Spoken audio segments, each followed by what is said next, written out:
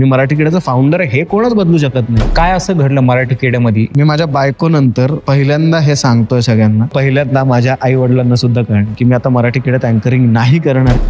मराठी किडा बंद पडले का? राम राम मंडळी, मराठी किड्यामध्ये हा आवाज आता तुम्हाला येणार नाहीये, कारण की मराठी किड्यावर मी सूरज खटावकर इथून पुढे अँकर म्हणून दिसणार नाहीये. एवढं असं काय घडलंय की पूर्ण लॉ पर्यंत ती गोष्ट गेली? ज्या लोकांना तुम्ही आनंदाने खांद्यावर घेतलंय तीच लोक तुमच्या कानामध्ये शू करतात.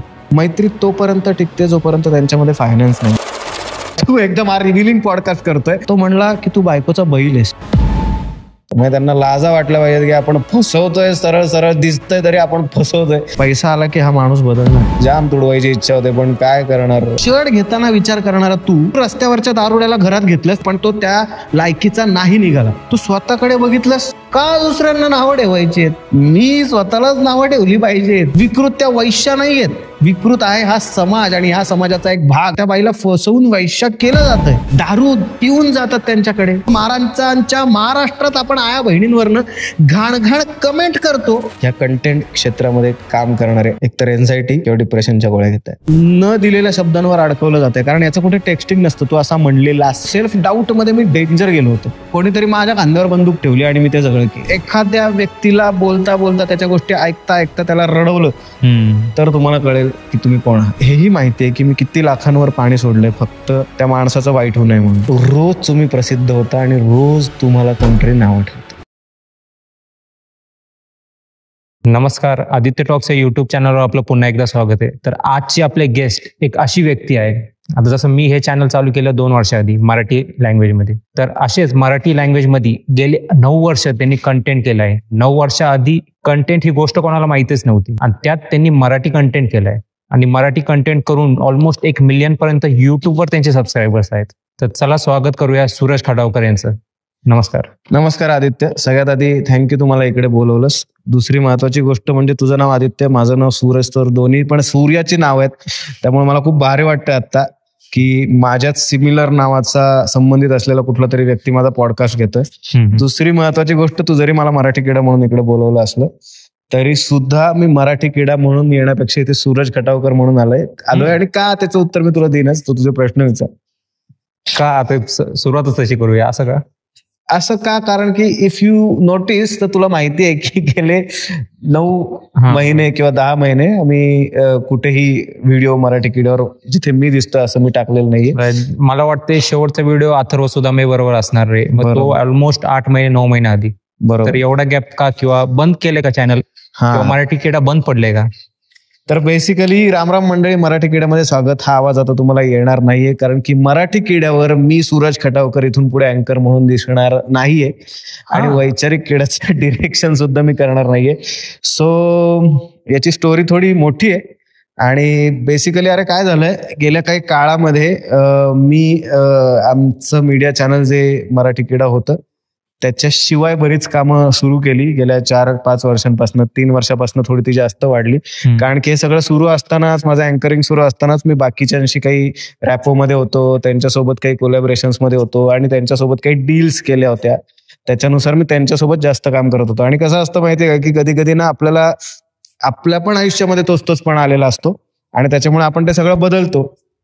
आपण स्वतःला बदलतो. आता एक माणूस मला परवा म्हणला की अरे काय तू मराठी किड्यात सध्या दिसत नाही, चॅनल बंद पडलाय का? नाही, विथ ड्यू रिस्पेक्ट, जे कोण ते आता ते चॅनल चालवत आहे, पण आमचं चॅनल बंद पडलेलं नाही. मी ठरवून चॅनल मधनं किंवा त्या याच्यामधनं अँकरिंग करणं बंद केलंय. अँकरिंग करणं आणि डिरेक्शन करणं स्पेसिफिकली वैचारिक क्रीडा आणि मराठी किड्यामध्ये. का बंद केलं? कारण की अपॉर्च्युनिटीज. असं कधीतरी होतं ना की अरे आपण थोडं स्वतःला एक्सप्लोर करूया आणि मराठी सोबतच. म्हणजे तुला भारी कधी वाटतं की जेव्हा लता मंगेशकरांचं नाव येतं अरे आपली मराठी व्यक्ती आहे, किंवा सचिन तेंडुलकरचं नाव येतं अरे मराठी व्यक्ती आहे, किंवा अगदी तो आता रसोडे में कोण था वाला कोण, यशराज मुखाटे, त्याचं नाव घेतल्यावर आपल्याला कसं वाटलं अरे मराठीतला माणूस आहे. सो मी थोडंसं अजून बाकीच्या भाषांमध्ये आणि याच्यासाठी त्या प्रोजेक्ट्सवर काम करतोय. अर्थात माझं जे पहिलं प्रेम आहे ते आहे कंटेंट क्रिएशन, ना की कंटेंट मध्ये हिरोगिरी करणं.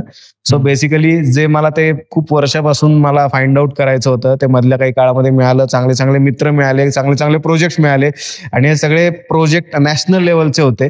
सो मला तिथे कधीतरी स्वतःला बघायचं होतं आणि अर्थात ते सगळे प्रोजेक्ट खूप हायर लेवलला गेले. अनेक जणांना त्या प्रोजेक्टच्या मागे मी सुद्धा आहे हे माहीत पण नसेल, पण मला त्यात जास्त मजा येते की अनेक कंटेंट सध्या सोशल मीडियावर असं आहे की ज्याच्या मागे मी आहे आणि येस त्याच्यात काही पॉलिटिकल पार्टीज सुद्धा आहेत, काही मोठमोठे ब्रँड सुद्धा आहेत आणि त्यासोबतच काही चॅनल सुद्धा आहेत ज्याच्या मागे सध्या मी आहे. सो त्यामुळे पण मी बाहेर पडलो. दुसरी महत्वाची गोष्ट की हा थोडा वेगळा अँगल आहे, मला माहित नाही किती जण याला रिलेट करतील, पण बरीच जण 7:30ला नावं ठेवतात, पण माझ्या आयुष्यात जर का कृपा झाली असेल तर मी शनी महाराजांना धन्यवाद देईल, कारण की त्यांनी मला स्वतःकडे वेगळ्याच अँगलनी बघायला लावलं. अरे म्हणजे आता हे मी तुला जे सांगतोय ना, मला माहित नाही किती लोक रिलेट करतील, आणि त्यामुळे ते पण एक झालं की त्यांनी मला स्वतःला ओळखायला शिकवलं आणि त्याच्यानंतर माणसं पण ओळखायला शिकवली. जी माणसं माझ्या आयुष्यामध्ये प्रचंड टॉक्सिक होती, खोटारडी होती, ज्यांनी मला फसवलंय, त्यांचं शनी महाराज जे करायचंय ते करतील, पण माझ्या आयुष्यात त्यांनी अशा घटना घडवल्या तेव्हा मला त्याचा त्रास झाला आणि मला असं वाटतंय की त्या गोष्टी घडल्या, त्या ऑपॉर्च्युनिटीज मिळाल्या, त्यातनं मी काहीतरी शिकलो. आणि जेवढं मी मराठी किड्यात असताना किंवा वैचारिक किड्यासोबत असताना जेवढं पुढे गेलो नव्हतो, मग ते फायनान्शियली असेल, बुद्धिमत्तेच्या जोरावर असेल आणि स्वतःला एक्सपांड करण्याच्या याच्यावर असेल, त्याच्यात तिप्पट चौपट पाचपट मला ते सगळं दिसायला लागलं आणि मला अनुभव मिळाले ते सगळे, की जे की आता स्वाभाविक गोष्ट आहे ना की मी स्विमिंग पूलमध्ये पोहतोय तर मला वाटतं मी खूप भारी स्विमर आहे, पण मला वाटतं त्यांनी मला एकदम समुद्रात ढकललं आणि त्याच्यामुळे मला आता माझी कॅपॅसिटी आहे ना ती जी इथे होती ती आता इथे झाली. आणि त्याच्यासोबतच काय असतं, तुमचा एक से असतो जेव्हा 4 लोकांसमोर तुम्ही बोलता, तो पूर्ण बदललेला आहे. सो आता माझं असं झालंय की आता थोडं स्वतःला एक्सपांड करू, एक्सप्लोर करू आणि रिस्क घेऊ, जी मी घेत नव्हतो इतके दिवस, की अरे चाललंय की सुशेगात, थोडाफार मी प्रसिद्ध आहे, थोडेफार पैसे मिळत आहेत, पण येस देर आर काय म्हणू, काही गोष्टी अशा घडल्या की ज्याच्यामुळे मी ठरवलं की तिथे नाही करायचं. आणि काही मतभेद होते, म्हणजे त्यांची रिस्पेक्ट करून, आणि त्याच्यानंतर मला बाहेर पडावं लागलं. काही ठिकाणी असंही जाणवलं की फसवणूक होती का काय, पण हे माझे विचार आहेत, उगाच ते दुसऱ्यांवर लादण्यात काही पॉइंट नाहीये. पण यस हे झालं. आणि त्याच्यानंतर कारण की काय रे, हे दोन्ही पण चॅनल, मराठी किडा हे रस्त्यावर उतरून केलेलं शूट आहे, मुस्लिमांसारखं शूट हे रस्त्यावर उतरून केलेलं शूट आहे. वैचारिक किडा आहे तर मी माझ्या गच्चीत सुरू केलेलं, म्हणजे एकटाच होतो, म्हणजे माझा पार्टनर पण तेव्हा माझ्यासोबत नव्हता आणि मी तेव्हा केलेलं वैचारिक किडाचं शूट आहे. सो ते तिथे जेव्हा राज ठाकरे येतात तेव्हा आनंदच होतो रे. पण कधीतरी असं होतं ना की अरे एवढं सगळं करून जे तुम्हाला टॉक्सिकनेस मिळतोय आणि तुम्हाला फॉर नो रिझन ऐकून घ्यायला लागतंय, तर मग मला ते जाणवत होतं कुठेतरी. आणि मग मी म्हणलं हू यात बॅकआउट, आणि त्यांची रिस्पेक्ट करून, म्हणजे काय असं त्यात हे नाहीये, त्यांच्यावर राग ठेवण्यात काही मला हे नाहीये, पण मला स्वतःला एक्सप्लोर पण करायचं होतं. आणि म्हणून मराठी किड्यात असतानाच मी काही गोष्टी करत होतो, ज्या मी तुला म्हणलं तसं की शनी महाराजांनी कदाचित त्या स्विमिंग पूल मधनं उचललं आणि समुद्रात फेकलं की तू आता थोडंसं स्वतःच्या आयुष्यात काहीतरी उखड नड करून दाखव. आणि सगळ्यात मेन गोष्ट अशी आहे की त्याच्यामुळेच मी बाहेर पडलोय अनेक गोष्टींमुळे. आता जेवढं कन्व्हर्सेशन झालं त्यामध्ये मला 2-3 क्वेश्चन सुचलेत. आता सगळ्यात आधी, एखादा माणूस युट्यूब चॅनल का चालू करतो, की ऑलमोस्ट त्याला कमीत कमी 1 मिलियन तरी सबस्क्रायबर पाहिजे असं हे त्यांचं मेन एम असतं युट्यूबवर, जसं माझं पण मेन एम आहे. तर एवढं सगळं असूनही काय असं घडलं मराठी किड्यामध्ये जे तुम्हाला असं एवढं खटकलं, किंवा तुम्ही एवढं बाहेर पडले, किंवा तुम्ही आता जसं म्हणले त्यांचं म्हणून उल्लेख केला, तर ते कोण आहेत, किंवा कोणावर तुमचा राग आहे? नाही, माझा राग नाहीये कोणावर, मी परत एकदा सांगतो. मला माहिती कोणामुळे तू एकदम रिव्हिलिंग पॉडकास्ट करतोय, पण माझा कोणावर पण राग नाहीये. हे आलेले अनुभव असतात, प्रत्येकाचे वेगवेगळे असतात. आता आपल्या दोघांमध्ये भांडणं झाली, मला वाटणार मी बरोबर आहे, तुला वाटणार तू बरोबर आहे, पण असं काही नसतं. मला माझ्या लेवलला काय वाटतंय ते बरोबर आहे. येस, जेव्हा गोष्टी लिगल ठिकाणी जातात तेव्हा त्याची उत्तर खूप बदललेली असतात आणि ती मला माहिती आहेत काय ती. पण ते कसं असतं की ना, अपमान करून दुसऱ्याचा हे आपल्याला स्वतःला सिद्ध नाही करायचं, ही माझी फिलॉसॉफी आहे. सो कामातनं सिद्ध करीन मी. आणि तसंही जेव्हा मी मराठी किड्यात होतो तेव्हा सुद्धा कोणाला माहित नसेल की मी अँकर शोधत होतो माझ्या ऐवजी. कारण मला कॅमेराच्या मागे समहाऊ काम करायला आवडतं. मी कॅमेराच्या समोर करू शकतो, पण मला ते आवडतं. म्हणजे मला राजा बनण्यापेक्षा किंग मेकर व्हायला जास्त आवडेल, हे माझं कुठेतरी माझी फिलॉसॉफी. राईट. आणि ऍज यू सेड की मी तुला म्हणलं तसंच ना, अगदी मी परत एकदा सांगतो की हे मी थेट बोलू शकतो, थेट सांगू शकतो, काय घडलंय ते सगळं सांगू शकतो, पण काही लिगल गोष्टी असतात त्या लिगल वेने गेलेलं सगळ्यात उत्तम असतं. आणि अर्थात ॲज आय सेड की ही गोष्ट ना घडायची होती. अरे हे बघ, आता मी दुसऱ्याला का नाव ठेवू? जर का मी 8 वर्ष कोणीतरी मला फसवतोय आणि फसवून घेतोय, मी मला नको नाव ठेवायला. फसवून कोण घेतोय? मी घेतोय ना स्वतःला. मी वेळेत समजून बाहेर पडायला हवं होतं. आणि तुला माहित नाहीये की या सगळ्या गोष्टींसाठी, चॅनलसाठी मी स्वतःचा जॉब सोडला, जो एकदम सुशेगात चालू होता, छान.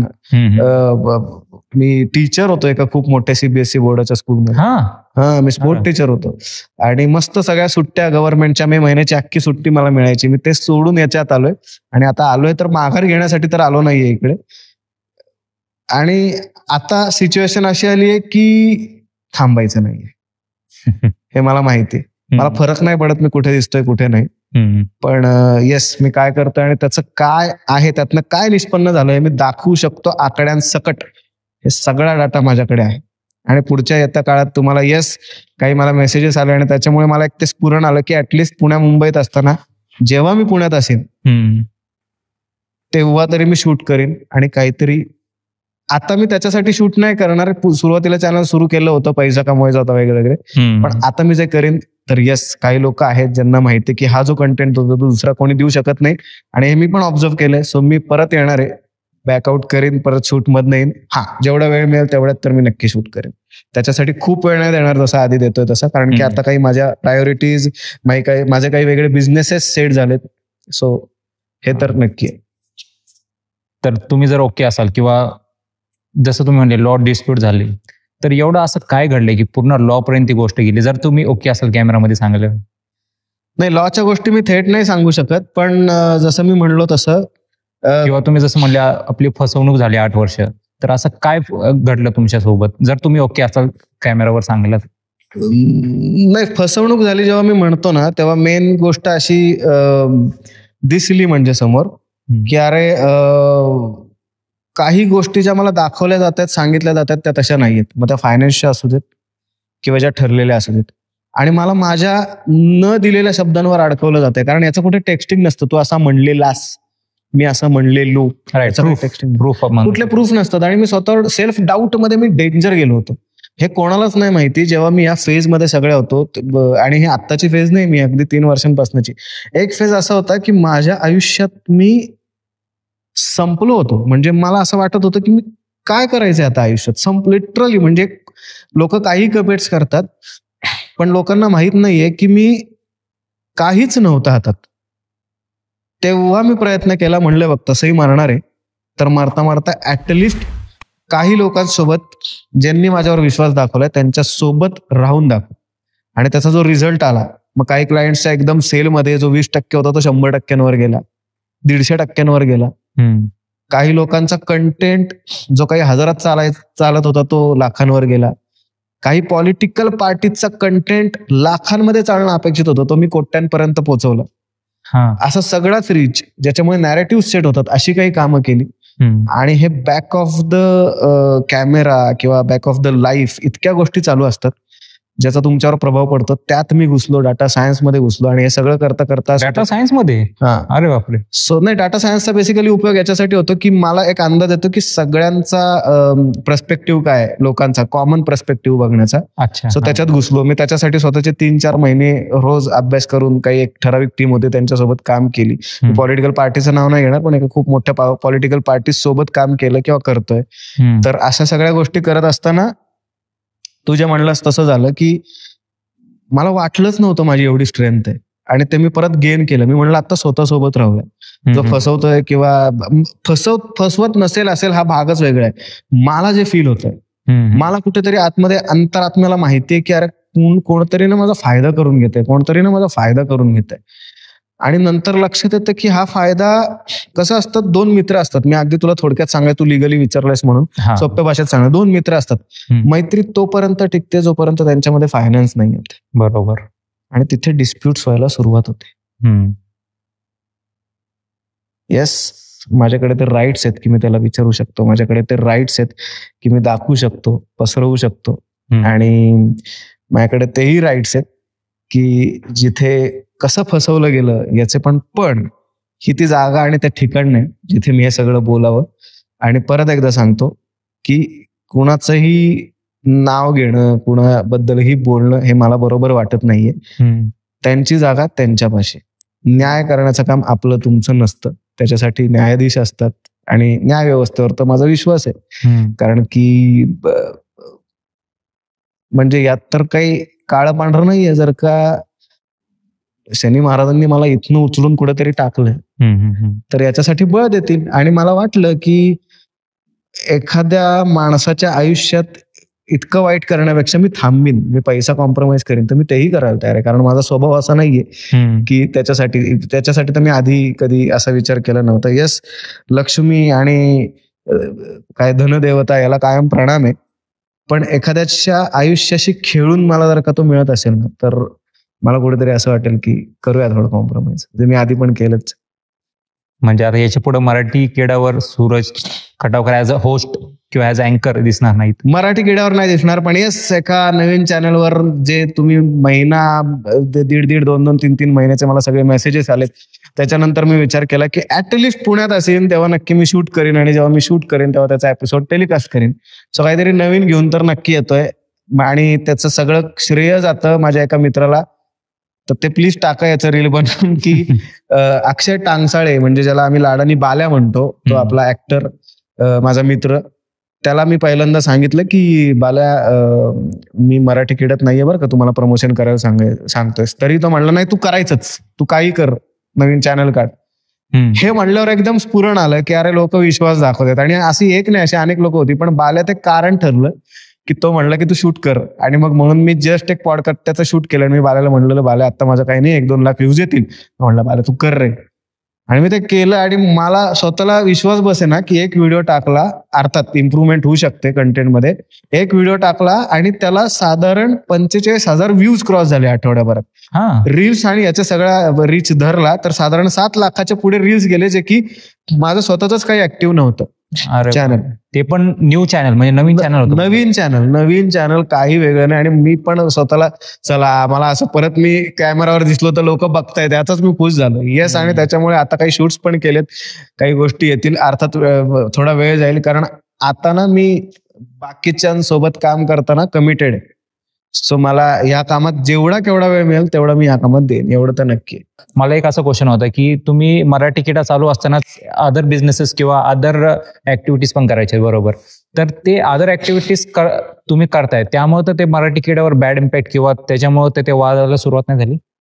मला नाही कळलं. म्हणजे आता इतर ऍक्टिव्हिटीज जसं तुम्ही म्हणले, पॉलिटिकल प्रमोशन म्हणा किंवा कॅम्पेन्स म्हणा, त्या सगळ्या ऍक्टिव्हिटीजमुळे मराठी किड्यासोबत तुमचा वाद झाला का किंवा त्यांच्या टीमशी? नाही, काय संबंध नाही. मी पार्टनर आहे, मी काही करू शकतो. मी काही जॉब करत नव्हतो तिकडे. आय एम फाउंडर, हे कोणीच बदलू शकत नाही. मी मराठी किड्याचा फाउंडर आहे, हे कोणच बदलू शकत नाही. येस, मी आता मराठी किड्यासोबत अँकरिंग करत नाही आणि डिरेक्शन करत नाही, हे खरं आहे. दुसरी महत्वाची गोष्ट की कुठेतरी पाल चुकते की नाही बरं का, आपलं काहीतरी उगाच दुसऱ्यामुळे अडतोय पाय, असं तुम्हाला जाणवायला जरी लागलं तर तुम्ही सावध व्हायला पाहिजे. मी खूप उशिरा झालो, आणि ही परत एकदा सांगतो, ही दुसऱ्या कोणाची नाही, ही माझी चुकी की मी माणसांना ओळखायला चुकलो आणि प्रचंड विश्वास ठेवला. आणि या प्रचंड विश्वासातच शनी महाराज आले, ज्यांनी मला सांगितलं की तू आता बदलायची गरज आहे. हे जेव्हा मला लक्षात आलं की आता असंच आपण पुढे गेलो, एखाद्यावर डोळे झाकून विश्वास ठेवला, तर तो आपला फायदा नाही गैरफायदा घेऊ शकतो. आणि जर का अशी स्थिती असेल तर आपण बदलायला पाहिजे. आणि म्हणून मी काही क्लायंट सोबत मी माझे वेगळी कामं सुरू केली. येस, मला तेव्हा अंदाज नव्हता की ती इतकी मोठी होतील, पुढे जातील वगैरे, XYZ गोष्ट, की ती एवढं की पर आता मी एका नॅशनल लेवलला जाऊन जे काही काम करतोय, आणि त्याच्यासाठी मी हे सगळं बॅकआउट केलं माझं काम. त्याचा मी विचारच केला नव्हता. मी अगदी छोटे क्लायंट त्यांच्यापासून सुरुवात केली. राईट. कारण मी काही युट्यूबर्सला मी कन्सल्ट केलं होतं. म्हणजे एक युट्यूबर आहे, नाव नाही घेत, पण त्याचं 1-1.5 लाख पण रेव्हेन्यू नव्हता, आणि त्याला कन्सल्ट केलं आणि त्याचा 20 लाखांपर्यंत रेव्हेन्यू गेला त्याच्या चॅनलचा. कारण माझ्याकडे मला ते माहितीये की आता याचा फायनान्स आणि कसं 8-9 वर्ष तुम्ही काम करता, तुम्हाला माहितीच पाहिजे. ते माहित नसेल तर तुम्ही फील्ड बदला, माझं तर हे म्हणणं आहे. आणि एवढं सगळं झाल्यावर मला असं झालं की काहीतरी स्वतःचं ट्राय तर करू, स्वतःवर रिस्क तर घेऊ. किती दिवस दुसऱ्याच्या भरवशावर, दुसऱ्याच्या विश्वासावर. माझी सगळ्यात घाणेरडी चूक आणि घाणेरडी सवय की मी 3 वर्षापूर्वी असा माणूस होतो की मी दुसऱ्यांच्या कुबड्यांवर जगायचो. दुसऱ्यांच्या कुबड्या मला नाही मिळाल्या तर माझं अवघड व्हायचं. आणि आत्ताची परिस्थिती ही आहे की बाय हुक बाय क्रूक जे येतील त्यांच्यासोबत, जे येणार नाहीत त्यांच्याशिवाय. पण मी तर पुढे जायचं ठरवलंय. आणि याच्यासाठी नाही की फक्त मी आणि माझं. आज जे काय एम्प्लॉईज आहेत, मी 2 वर्षात असा माणूस तर नक्की आहे जो आत्ता नाही म्हणलं तर एक साधारण 70 ते 80 लोकांच्या टीमला हँडल करतो. आणि ते अजून खालच्या टीमला हँडल करतो. अरे बापरे. सगळ्या जर का मी क्लायंट्स आणि याचं ठरलो, त्याचा मी कधी विचारच केला नव्हता. विचारच केला नव्हता या सगळ्या गोष्टींचा. मला वाटतच नव्हतं मी एखादी फर्म चालू शकेल. पण आता मी ती चालवतो. आता मी कन्सल्टेशन करतो. कारण लोकांना कळत नाही आपण व्हिडिओ तर टाकतोय, चालत का नाही. त्याच्या मागे खूप मोठं डाटा सायन्स आहे, खूप मोठी सायकोलॉजी. आणि मी ह्या मधल्या काळामध्ये त्याच्यावर अभ्यास करत होतो. कुठल्या गोष्टी आहेत जे काय 3-3.5 वर्ष मी तुला सांगतोय, मागची 4-5 वर्ष असतील, तेव्हापासूनच माझ्या डोक्यात चक्र सुरू झालं की आपण काहीतरी केलं पाहिजे. आणि आपण एकच गोष्ट वारंवार नाही करू शकत. रामराम मंडळी मराठी किड्यामध्ये हे मी सतत नाही करू शकत. कधीतरी मला सफोकेट होणार. आणि माझी पण एक्सपायरी डेट आहे, माझ्या कंटेंटची पण एक्सपायरी डेट आहे. आणि सगळ्यात महत्वाचं सॅच्युरेशन. चला हवाई उद्या जर का खूप वर्ष चालतंय तर खूप चांगलं, तसंच करत असून सुद्धा ते नाही चालत. याचं कारण आपली सायकोलॉजी. आपल्या मेंदूला असं वाटतं की आता खूप दिवस बघतोय हे, एखादा वेगळं पाहिजे. बेसिकली मी तुलाच प्रश्न विचारतो, 5 वर्षांपूर्वी जे तू बघायचंस त्यातलं आता कुठली गोष्ट की आज पण बघतोस? करेक्ट. तसंच जर काही सायकोलॉजी असेल तर कुठल्याही कंटेंट क्रिएटरला हे माहिती पाहिजे की आज आपला कंटेंट खूप चाललाय, आपण पिकवर आहोत, पण उद्या एका लेवलला लोकांना सॅच्युरेशन येणार आणि बोर होणार. हे लोकांना पण माहित नसतं. लोकांना असं वाटतं की अरे हा XYZ कंटेंट क्रिएटर आहे ना, हा म्हणजे बाप आहे, हा पुढेच जाणार आहे. पण नंतर त्यांनाच कळत नाही मी सध्या याला फॉलो का नाही करत आहे. हे जेव्हा लक्षात आलं तेव्हा मला कळलं अरे बापरे, आता हा खूपच मोठा विषय. मी ज्या क्षेत्रात उतरलोय त्यातलं सगळ्यात भयान सत्य जर का कुठलं असेल तर आज बघितलेला कंटेंट हा मी 5 वर्षांनी नाही बघत.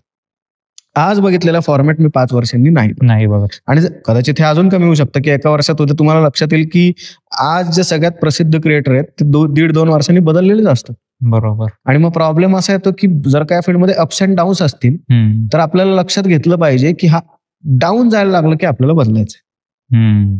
आणि हे कळत नव्हतं, मला खूप वर्षांनी कळलं. आणि सगळ्यात महत्वाचं की मी हा विचार तेव्हा सुरू केला जेव्हा गोष्टी माझ्या पेकटापाशी आल्या. आणि बरं झालं त्या आल्या. लोकांना आवड ठेवतात या वाईट गोष्टींना. मला असं वाटतं की बरं झालं माझ्या आयुष्यात त्या आल्या. तुला माहितीये मी माझ्या बायकोनंतर पहिल्यांदा हे सांगतोय सगळ्यांना की मी आता मराठी किड्यात अँकरिंग नाही करणार आहे आणि वैचारिक किड्यात डिरेक्शन नाही करणार आहे. हे मी पहिल्यांदा ऑन कॅमेरा सांगतोय फक्त लोकांसाठी. हे आज जेव्हा हा तुमचा पॉडकास्ट जाईल तेव्हा पहिल्यांदा माझ्या आई वडिलांना सुद्धा कळणार. अरे बापरे. कारण की का मी बदनामी करू कोणाची. आणि काय होतं, मी बदनामी नाही करणार पण एखाद्याला वाटेल ना की बाबा हा कोणाची तरी बदनामी करतो आणि बदनामी होईल. मला बदनामी नाही करायची कोणाची. मी त्याच्यासाठी हा पॉडकास्टवर नाही बसलो. मी फक्त माझी भूमिका मांडायला बसलोय. That's all. आणि आता सगळ्यात महत्वाचं म्हणजे की मी फक्त कंटेंट क्रिएशन मध्ये नाहीये, माझी 2-3 बिझनेसेस चालू आहेत जे देवकृपेने मी ती रिस्क घेतली आणि चालतायत. येस, 1-2 बिझनेसेस पार्टनरशिप मध्ये पण चालू. पण येस, फायनान्स मी केलं असल्यामुळे मला ते जरा बरं आहे की मला डोक्याला ते शॉर्ट नाही की अरे वेळ पण देतोय पैसा पण देतोय काय. सो ज्यांनी वेळ दिलाय त्याला ऍटलिस्ट मी विचारू शकतो की होत का नाही. बरोबर. एखादा बिझनेस चालेल पडेल पण आता मला बेस लक्षात आलाय त्याचा. तर परत एकदा शॉर्ट मध्ये तुम्ही सांगू शकाल म्हणजे आता अजून इतर तुम्ही गोष्टी करताय तर अजून इतर गोष्टी काय काय आहेत मराठी किडा सोडून? किंवा तुम्ही मराठी किड्याचं होस्ट सोडले मग आता तुम्ही काय करणार आहात? सो आता सगळ्यात महत्वाचं म्हणजे जे मी काम करतोय पर्सनल लेवलला. सो अनेक मोठे ब्रँड्स आहेत ज्यांचा मी आता डिजिटल कन्सल्टंट आहे. ओके. आणि मी याची इथे माझी जाहिरात करत नाहीये कारण मी फार लिमिटेड लोकांबरोबर सध्या काम करतोय आणि मला खूप काम घेणं 100 लोकांबरोबर काम करणं हे नकोय.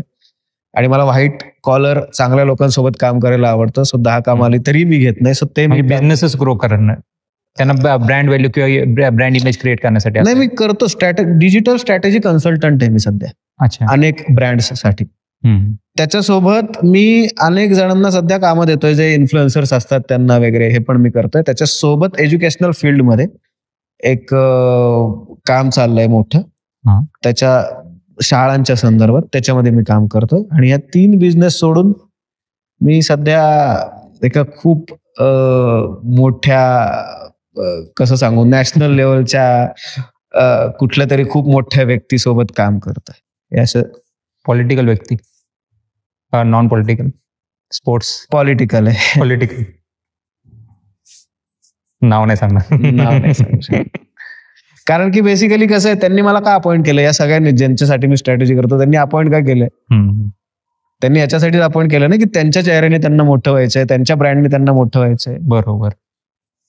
मग तेच तर आहे, मला अपॉइंट त्याच्यासाठी केलंय की तू तुझं डोकं वापर नाहू नको. येस, एवढं तर नक्की जेवढ्या ब्रँड सोबत काम करतोय ते सगळे आता सुशेगात आहेत आणि खुश आहेत, कारण की त्यांनी जेवढी अपेक्षा केलेली त्याच्या किमान 40% मी जास्त दिले. I am not kidding.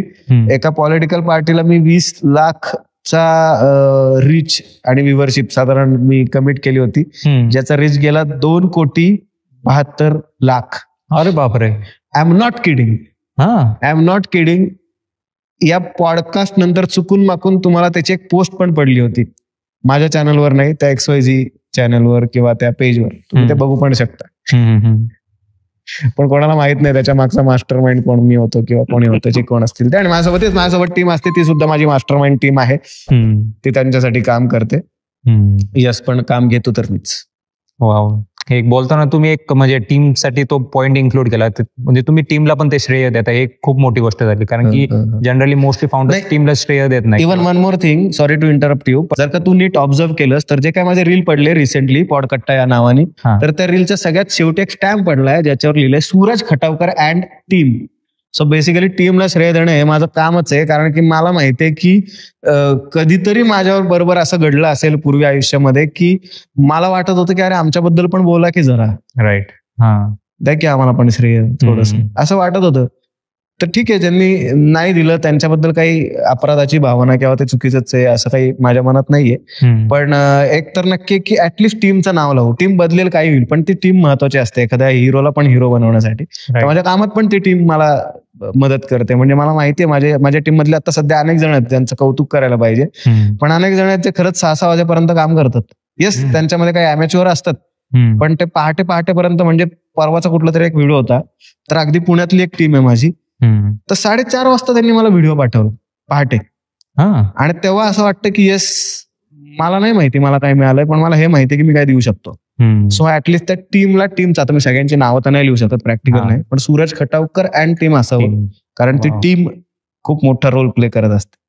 कारण टीमला श्रेय देणं हे प्रत्येक फाउंडरला जमत नाही, कारण की मोस्टली फाउंडर्स काय करतात की बाबा टीम आपल्यासोबत राहायला पाहिजे, त्यामुळे त्यांचं जास्त प्रमोशन नाही करत किंवा त्यांना जास्त ट्रेन नाही करत का, कारण की ते सेपरेट जाऊन त्यांचं काहीतरी चालू करतील. बरोबर. तुम्ही ते टीमला एवढं मेन्शन केलं, ते ही त्यातच मोठी गोष्ट आहे. ऑल्सो ते समदिशनी पण त्यांचं चॅनलचं नाव चेंज करून समदिश अँड टीम केले, अनफिल्टर्ड बाय समदिश. तुम्ही जसं म्हणले की मैत्रीमध्ये बिझनेस फायनान्स आणलं तर घोळ होतं, तर तसं मैत्रीमध्ये बिझनेस करावं का त्यात वाद होण्याची शक्यता आहे? मला असं वाटतं, जर का मैत्री आहे तर व्यवहार करू नये, बिझनेस करू नये. मी माझ्या खूप जवळचे एक खूप मोठा ब्रँड आहे पुण्यातला, 2 मोठे ब्रँड आहेत ऍक्च्युली, तर ते दोघंही माझे जवळचे मित्र आहेत. आणि त्यांनी मला विचारलंय की अरे तू आमचा जरा सोशल मीडिया बघ. माझ्या पोटात गोळा आला होता की अरे नाही यार, मैत्री मग राहील का आपली? मला प्रश्न आहे. आणि तुम्हाला सांगू, कोणी काही म्हणू दे, मला काही लोकांचे एक्सपिरियन्स पण असे आहेत की दोघं एकत्र होते पूर्वी आणि आता एकत्र नाहीत. हे चालतं त्याच्यामुळे, कारण पैसा आला ना रे, जिथे जर का तुमची नीतिमत्ता व्यवहारापेक्षा वर असेल तर मैत्रीत बिझनेस 100% करा. पण तुम्हाला माहिती आहे पैसा आला की हा माणूस बदलणार आहे, तर नका जाऊ त्याच्यासोबत. कारण मी माझ्या एक्सपिरियन्सवरनं सांगतो की नाही जायला पाहिजे. ज्या लोकांना तुम्ही आनंदाने खांद्यावर घेतलंय तीच लोक तुमच्या कानामध्ये शू करतात. I am not kidding. हा अनुभव मला एकदा नाही, अनेकदा, अनेक वेळा, अनेक लोकांमुळे, लोकांसोबत राहताना आलेला आहे. सो बेसिकली एक लाईन क्रिएट करावी लागते तुम्हाला. आणि तुम्हाला खरं सांगतो, मैत्रीच्या जागी आहे, तिथे नॉनसेन्सपणा करा, फालतूगिरी, तिला तिकडेच ठेव. तुम्ही बिझनेसमध्ये आणला आणि त्याचा एक सिरियस झोन क्रिएट झाला ना, आणि त्यात सगळ्यात महत्वाचं, मैत्रीत पैसा आला की लोक ती राहतच नाही जी पूर्वी होती. मला नाही माहिती लोक काय एवढी सेल्फिश होतात. आणि मला हेही माहिती आहे की मी किती लाखांवर पाणी सोडलंय फक्त त्या माणसाचं वाईट होऊ नये म्हणून. हे कोणी इथे रिलेटच नाही करू शकणार. पण लोकांना माहित नाही मी ज्या फेज मधून गेलोय, मी पैशाच्या आधी त्या लोकांना वर ठेवलं, पण त्यांनी माझ्या आधी पैशाला वर ठेवलं आणि त्यांनी माझ्याकडून मिळवलेल्या फायद्याला वर ठेवलं. किंवा त्यांना आयुष्यात यायचं त्याच्यासाठी होतं की फायदा हवाय. सो मैत्री राहत नाही. सो मैत्रीत मी व्यवहार करणं टाळतो. जर का एवढा कोणी सुज्ञ माणूस मला मिळालाच की यस मित्र पण आहे, पण व्यवहाराच्या जागी ठेवतो.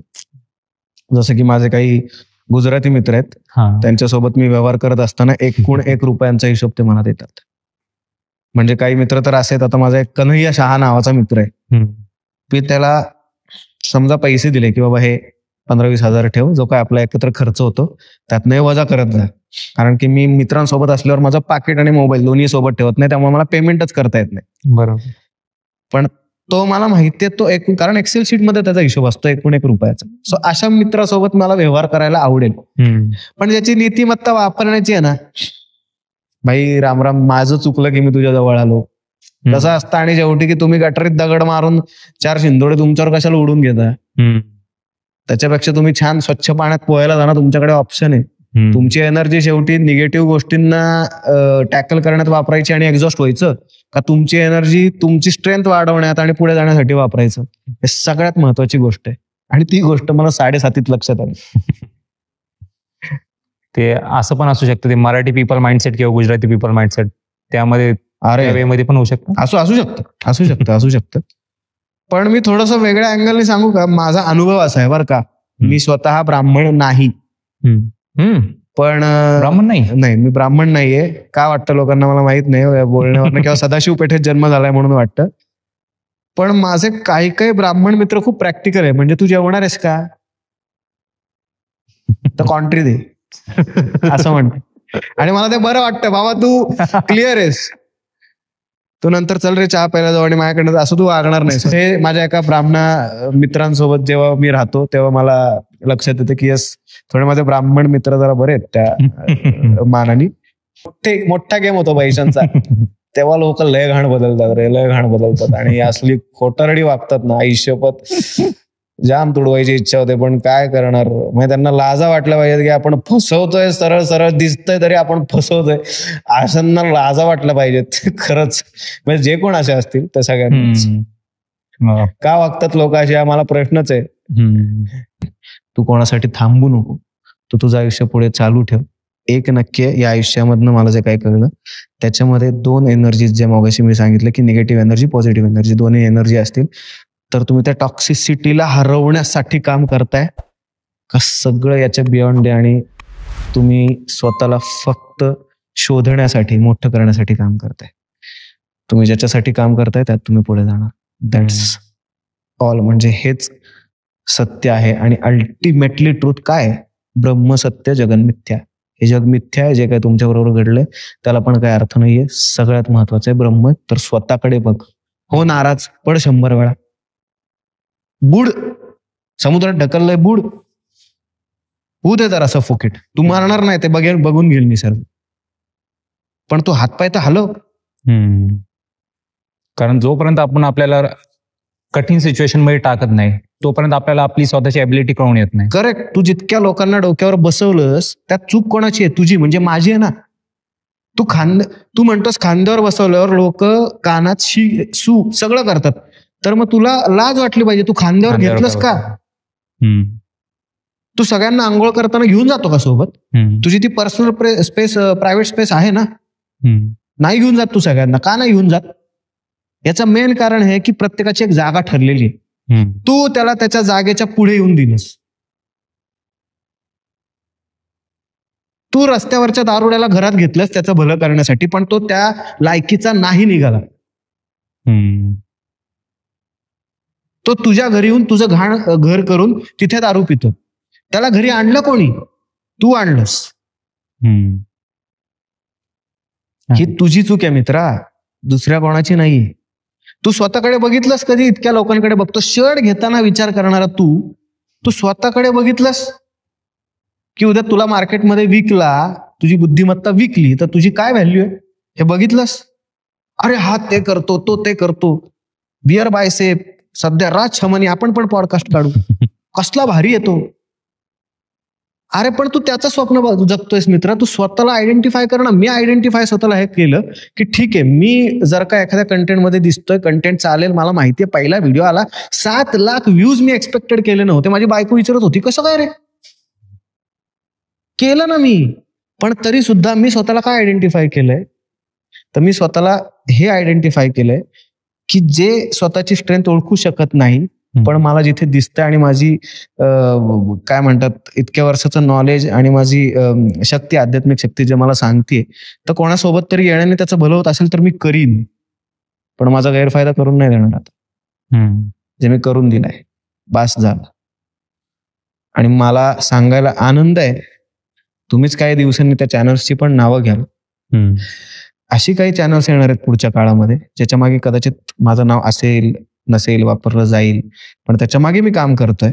युट्यूब चॅनल का ओव्हरऑल डिजिटली काही गोष्टी ते मराठी असतील, हिंदी असतील, आणि त्याच्यात तुम्हाला दिसून येईल की आज सुद्धा माझ्यामध्ये ते पोटेन्शियल आहे की अजून तरी आहे, पुढचं माहित नाही, की मी जर का काम करतोय तर पोटेन्शियल, ते काम मला काय देतंय वगैरे याच्या नंतर, पण एवढं पोटेन्शियल आहे की माझा शेवटचा श्वास जर का ठरलंय हे चॅनल कुठे पोहोचवायचं तर ते पोहोचवणार म्हणजे पोहोचवणार. हे मी आयडेंटिफाय फक्त त्या प्रॉब्लेम्स मधनं केलं. आणि सगळ्यात महत्वाचं म्हणजे भिका मागण्याची गरज नाही. जर का मला माहितीये की माझ्यात किती नॉलेज आहे हे मॅटर नाही करत, मी थांबत नाहीये तोपर्यंत. मला कोणाकडे 2 प्रकार असतात गोष्टी मागण्याचे, एक तर भीक मागून किंवा कमवून. आणि जी कमवलेली गोष्ट आहे तुम्ही परत देऊन बघा, कमवलेली गोष्ट परत तुमच्याकडे येते कारण तुम्ही ती कमवली. जसं की उद्या एखादा gold medallist, international gold medallist, त्याने ते गोल्ड मेडल फेकून जरी दिलं ना तरी तो विजेताच आहे आयुष्यभर, कारण त्याने ते कमवले. राईट. जो भिकारी आहे ना तो स्ट्रेंथच हरवलाय स्वतःची. आणि माझं एक नक्की ठरलंय की काय व्हायचं असेल तर कमवणारा होईल, भीक मागणारा नाही. आणि जो माझ्यावर विश्वास ठेवतोय त्यांचं आत्तापर्यंत भलं झालंय, इन्क्लुडिंग मराठी किडा आणि वैचारिक किडा सुद्धा. वाईट नाही झालेलं. हे माझी सगळ्यात मेन स्ट्रेंथ आहे, सगळ्यात महत्वाची स्ट्रेंथ. कारण मला माहितीये की ज्यांनी माझ्यासोबत सुरुवात केली त्यांचा वीकनेस आहे की ते नवीन गोष्ट काढून सस्टेन नाही करू शकत. कारण सक्सेस तर खूप जणांना मिळतो पण सस्टेन नाही करू शकत. याचं कारण लंबी रेस का घोड्या नसतात. आत्ता काय मिळेल वर्षभर त्याचा विचार करू. जे की माझं प्रोजेक्शन आता वर्षभराचं नाहीये. कुणाही सोबत, जेवढे माझे क्लायंट्स आहेत त्यांच्या कोणाच सोबत वर्षभराचं प्रोजेक्शन मी ठेवतच नाही. लॉंग टर्म आणि त्याचा रिझल्ट तोच आला पाहिजे जो मी विचार केलाय. आता तुमच्या अनुभवानुसार आता एखादा माणूस आपल्याला दगा देऊ शकतो किंवा बिझनेसमध्ये म्हणा किंवा ओव्हरऑल आयुष्यात पण, तर ते कसं ओळखावं किंवा तो एक्सपिरियन्स नुसार सांगू शकतात? खूप मोठं स्टेटमेंट करतोय मी. परवा एक जण व्यक्ती मला म्हणली की अरे इंग्रजांनी आपल्याला वेड्यात काढलं किंवा XYZ व्यक्ती आपल्याला वेड्यात काढतो, बिझनेसमन आपल्याला वेड्यात काढतात. मी तिला म्हणलं ताई, आपल्याला कोणी वेड्यात नाही काढत आहे, आपण वेडे आहोत. त्याचा फक्त कोणतरी फायदा घेतोय. मी परत एकदा त्याच मुद्द्यावर येईल. तू म्हणलं की कोणतरी मला फसवतंय किंवा काहीतरी. कोणी आपल्याला फसवत नसतं. तो फक्त त्याला माहिती असतं आपल्यापेक्षा जास्त की आपण फसलो जाऊ शकतो, जे आपल्याला माहित नसतं. आपला प्रॉब्लेम आहे की दुसऱ्यावर ढकलून मोकळं व्हायचं. अरे तू अवेअर राहिलास का? नाही राहिलास तू अवेअर. तू स्वतःची स्ट्रेंथ जिथे विसरलास आणि दुसऱ्यावर अवलंबून राहिलास, दुसऱ्यासोबत पार्टनरशिप केलीस, तेव्हाच तू तुझी स्ट्रेंथ विकली होतीस. की अरे या माणसासोबत पुढे जाऊ, हा माझं भलं करेल. फॉर एक्झाम्पल बाबा, भोंदू बाबा जे असतात, चांगले बाबा पण आहेत. मी स्वतः सद्गुरूंना किंवा आर्ट ऑफ लिव्हिंगच्या जे श्री रविशंकर आहेत त्यांना फॉलो करतो. पण हे सगळे चांगल्या बाबांमध्ये भोंदू बाबा सुद्धा आहेत ना. भोंदू बाबा आपल्याला का फसवतात? ते मोठे होतात, आपला मूर्ख, त्यांना कळतो की आपण मूर्ख आहोत. तुम्ही त्या भोंदू बाबांना फॉलो करताय. तुम्ही जर का ऑब्झर्व केलं तर अनेक भोंदू बाबा असे जे श्रीमंत झालेत आणि गरीबच राहिलाय. आणि भोंदू बाबांच्याच बाबतीत नाहीये. आणि हे भोंदू बाबा काय हिंदूंमध्ये आहेत का?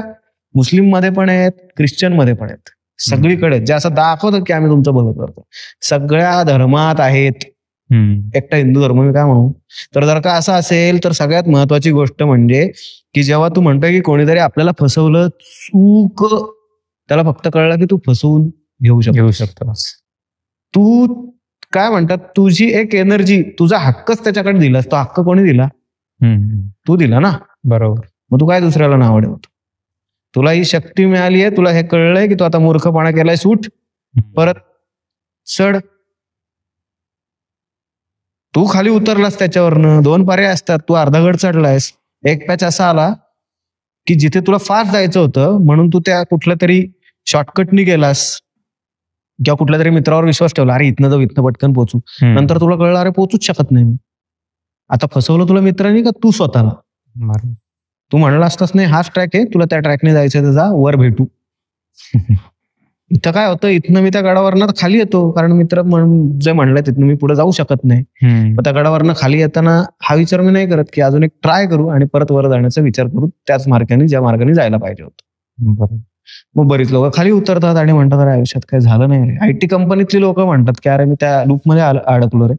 अरे तुला कळत नाही का की तू एक माणूस आहे आणि निसर्गाचा नियम हे जो बदलत नाही तो संपतो.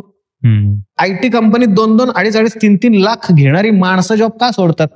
मंथली 2-2, 2.5 लाख, 3-3 लाख घेणारी माणसं का सोडतात? कारण ती स्वतःला फसवत असतात.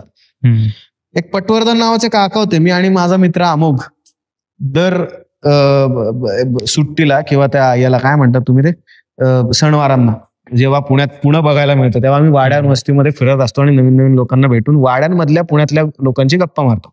पटवर्धन काका भेटले होते. ते मला म्हणले की आयुष्यात, मी त्यांना विचारलं होतं काका काय वाटतं इतक्या वर्षाचे तुम्ही आहात, एका मस्त वाड्यात राहताय, लाईफची फिलॉसॉफी काय? पुण्यातल्या वाड्यात राहणारा एक माणूस पटवर्धन काका, आम्ही दिवाळीत फिरत होतो आणि फिरता फिरता त्या काकांकडे गेलो कारण मी आणि अमोघ वैद्य माझा चांगला मित्र आहे, सो इंडोलॉजिस्ट आहे. सो त्याच्याबरोबर फिरत असताना सहज आम्ही गप्पा मारत असतो लोकांशी. तसं गप्पा मारता मारता त्या काकांना भेटलो आणि काकांना विचारलो काका तुम्ही इतक्या वर्षाचे झालात, मस्त वाड्यामध्ये राहता, तुमची पोरगी फॉरेनला आहे, पोरग फॉरेनला आहे, तर तुमची फिलॉसॉफी काय, तुम्ही का वाड्यात राहता, काय कुठलं वाक्य सांगाल आम्हाला? तर ते खूप छान म्हणलेले, ते खूप छान ते म्हणले होते की आयुष्यात कोणाशीही खोटं बोल, कोणाला पण फसव, स्वतःला नको फसव. आणि ही फसवणूक करतोय ना मी, की मला कळत नाही की 5 वर्षांनी मला काहीतरी परत वेगळं लागतंय. फसवणूक आहे माझी, हे नाही कळत मोठमोठ्या लोकांना. परत सांगतो की ते म्हणतात ना की एक बोट तुम्ही समोरच्यावर दाखवता तेव्हा 3 बोट तुमच्याकडे असतात. तसंच हे सत्य आहे की आता मी नावं ठेवून मोकळा होईल, ज्यांनी मला फसवलं त्यांचं नावं ठेवून मोकळा होईल, मी व्ह्युअर्सला नावं ठेवून मोकळा होईल की बाबा हे माझा कंटेंट बघत नाही म्हणून चालत नाही. अरे पण तू त्यांच्यावर अवलंबून होतास का?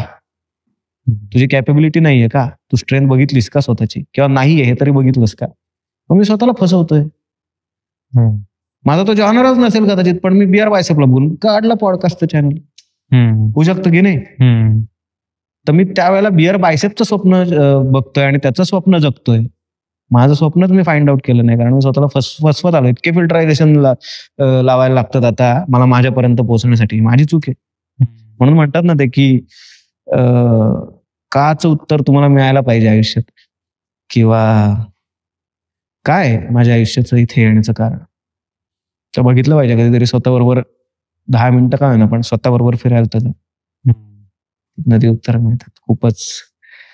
खूपच आध्यात्मिक झालं.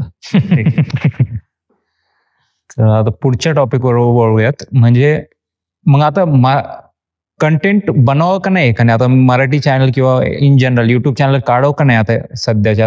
आता तुम्ही जसं म्हणले सॅच्युरेशन लेवल येऊ शकते एका पॉईंटला.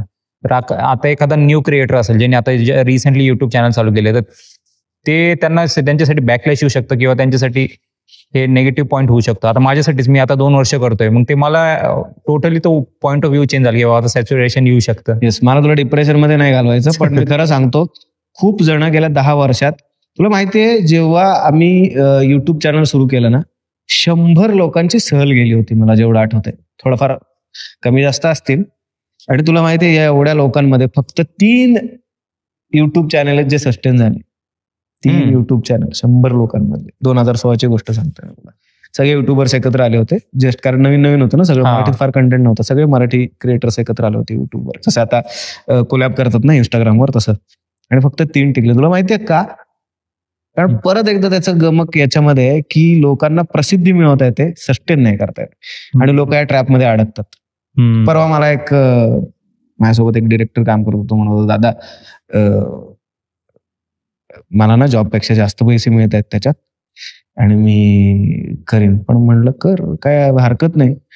पण त्याला हे नाही कळणार वर्षभराने 1.5-2 वर्षांनी जर का त्याचा कंटेंट तसा नसेल, नाही चालला, त्याचं सॅच्युरेशन आलं 3 वर्षांनी नाही तर 5 वर्षांनी, तर तो काय करणार आहे? बरं, मीडिया हाऊस बनवायचं म्हणजे खूप खर्च येतो. आम्हाला 7 वर्ष लागली हे सगळं करायला, त्याच्या आधी नाही होत. सो प्रॅक्टिकल विचार करा. आणि दुसरी महत्वाची गोष्ट, तुम्ही ठरवून जर का याच्यात उतरणार असाल तर तुमच्याकडे प्लॅन बी, प्लॅन सी, प्लॅन डी असे तयार पाहिजे. कारण मी जेव्हा युट्यूब चॅनल सुरू केलं मला भीती नव्हती की माझं काय होईल, कारण की माझा एक चांगला जॉब चालू होता ज्यातनं मला 1 तारखेला पगार मिळायचा. अर्थात आता मी जे करतो तो योग्य निर्णय मला वाटतो, कारण की त्या पगारापेक्षा जास्त काहीतरी मी ग्लोरिफाय करू शकलो, मग ते सगळ्याच अर्थाने असतं. सो परत मी खूप ठिकाणी सांगितलंय, मग तुलाही सांगायला हरकत नाही की फक्त युट्यूबर, फक्त इन्फ्लुएन्सर होऊन तुम्ही आयुष्यात पुढे जाऊ शकत नाही. कधीतरी तुम्हाला ती स्टॅग्नन्सी येणार आणि सगळा प्रभाव पडणार फायनान्सेसवर. आणि कोणच बोलत नाही बरोबर की 10 वर्षांनी ह्या चॅनलचं भवितव्य काय, काही नाही. किंवा लोकांचा माइंडसेटच तेव्हा बदललेला असेल. तुम्ही बदलाल स्वतःला. फ्लाइंग बिस्ट माहितीये? हो, त्याचं उदाहरण जर का तुला द्यायचं झालं तर एक काळ असा होता की त्या फ्लाइंग बिस्टचा फक्त बर्थडे काहीतरी त्या मेट्रो कुठल्या तरी स्टेशनवर करणार होते, तर लोक वेड्यासारखी गेली होती. आज मला वाईट वाटतं, ज्या माणसाचे लोक एवढं फॅन होते त्याच्या खाली कमेंट्स वाच आता, त्याचे व्ह्यूज बघ. फ्लाइंग बिस्ट सोड, गोविंदा इतका मोठा सुपरस्टार हिरो दिवसाला 16 साईन करणं का होतं असं? कारण की आपल्या फील्डला, कंटेंट फील्डला शाप आहे की कधीतरी तुम्ही वर जाणार आणि जेव्हा खाली आल तेव्हा तुम्हाला कळणार पण नाही खाली आलात. पण तुम्हाला सवय झालेली असते त्या स्टारडमची, त्या फेमची. तुला माहितीये मी याच्यात का नाही अडकत, मी का माझे फार व्हिडिओ नाही करत, कारण मी फेमसाठी इथे नाही आलेलो, मी कंटेंटसाठी आलो. माझी लक्ष्मी माझी कंटेंट असेल, ती उद्या बदलेल, कंटेंट बदलेल, गोष्ट बदलेल, पण माझी कमिटमेंट आणि कंटेंट याच्यासाठी जो अभ्यास करायचा तो मी करतो. आणि हा फक्त रिजनली नाही, नॅशनली सुद्धा, आणि वेळ पडली तर इंटरनॅशनली सुद्धा. याचं कारण हे की आपल्याला आपलं फील्ड माहिती पाहिजे, की आपले विकनेस आणि स्ट्रेंथ असतं तसं आपल्या फील्डचं पण आपल्याला विकनेस आणि स्ट्रेंथ माहिती पाहिजे. बरोबर. स्वॅट अनालिसिस ज्याला काय म्हणतोय, की आपल्या फील्डमध्ये हा प्रॉब्लेम. मग मला एखादा असा युट्यूबर आवडेल की ज्याने स्वतःचं चॅनल काढलं, नंतर त्याने अजून काहीतरी एक्सपांड केलं. फॉर एक्झाम्पल एखादा ब्लॉगर आहे, त्या ब्लॉगरने युट्यूब चॅनल सुरू केलं, त्यातनं मोठा झाला आणि आता तो स्वतःच्या ट्रिप्स नेतो. हे बिझनेस मॉडेल असायला पाहिजे रे. ROI नावाचा एक भाग असतो ना शेवटी, बरोबर, रिटर्न ऑफ इन्व्हेस्टमेंट.